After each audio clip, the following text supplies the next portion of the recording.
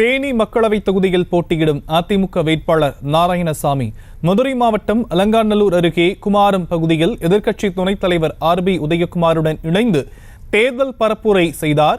இது குறித்தான விவரங்களை நம்முடைய செய்தியாளர் குமார் வழங்க நாம் கேட்கலாம். குமார், முழு விவரங்கள். வணக்கம் சாம். மதுரை மாவட்டம் அதிமுக தேனி பாராளுமன்ற தொகுதி வேட்பாளர் நாராயணசாமி சோழவந்தான் தொகுதிக்குட்பட்ட அலங்காநல்லூர் பாலமேடு பகுதியில் முன்னாள் அமைச்சர் RB உதயகுமார் தலைமையில் பிரச்சாரத்தில் ஈடுபட்டு வருகிறார். தேனி பாராளுமன்ற தேர்தலில் அதிமுக சார்பில் நாராயணசாமி என்பவர் போட்டியிடுகிறார்.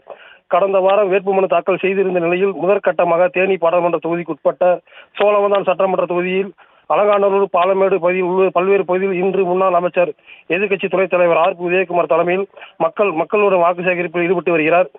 இவரை எதிர்த்து திமுக சார்பில் தங்கள் தமிழ்ச்செல்வன், பாஜக கூட்டணி சார்பில் அறிவிக்கப்பட்ட அம்மா மக்கள் முன்னேற்ற கழகத்தின் TTV தினகரன் ஆகியோர் போட்டியிடுகின்றனர்.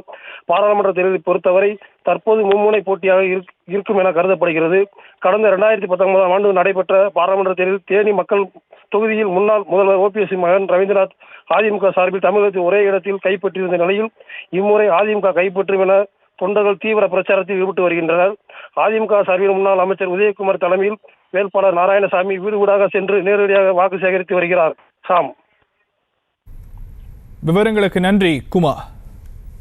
செய்திகளை உடனுக்குடனும் துல்லியமாகவும் தெரிந்து கொள்ள சப்ஸ்கிரைப் பண்ணுங்க.